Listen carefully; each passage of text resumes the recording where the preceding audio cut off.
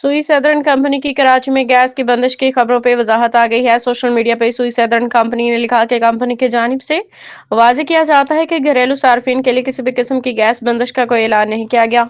Social media दीगर platforms पे गर्दिश करने वाली वो खबरें जिनमें घरेलू सार्फिन के लिए मुकम्मल बंदिश का दावा किया जा रहा है, गैर मुसद्दिका गलत हैं। बांग्लादेश में फास्ट बॉलर मुस्तफिजुर रहमान को आईपीएल से यूं अचानक हटाने पर शदीद रद्द-ए-अमल सामने आ गया, नया मुतालिबा सामने आ गया। Left arm fast bowler Mustafizur Rahman के साथ आज सुबह पसंदाना सलूक सामने आने और हुकूमत कीमा पे उन्हें इंडियन प्रीमियर लीग से हटाने के बाद मुतालिबा सामने आया है कि बांग्लादेश भी पाकिस्तान की तरह अपने वर्ल्ड कप के मैचेस श्रीलंका में शेड्यूल करेगा। बल्तिस्तान में बर्जल पास पर बर्फ हटाने के दौरान बर्फानी तोदा गिरने से पाक फौज के कैप्टन असमत समेत 3 अफराद शहीद हो गए।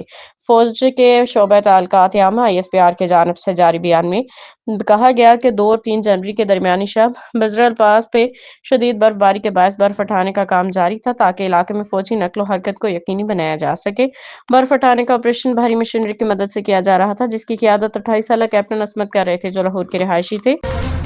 National database and registration authority NADRA ने पाक आईडी ऐप के सर्फिन के लिए शनाख्ती दस्तावेजात की तैयारी के दौरान पेश आने वाली खामियों को दूर करने और मतलूबा दस्तावेजात अपलोड करने के हवाले से अहम हिदायत जारी कर दी हैं।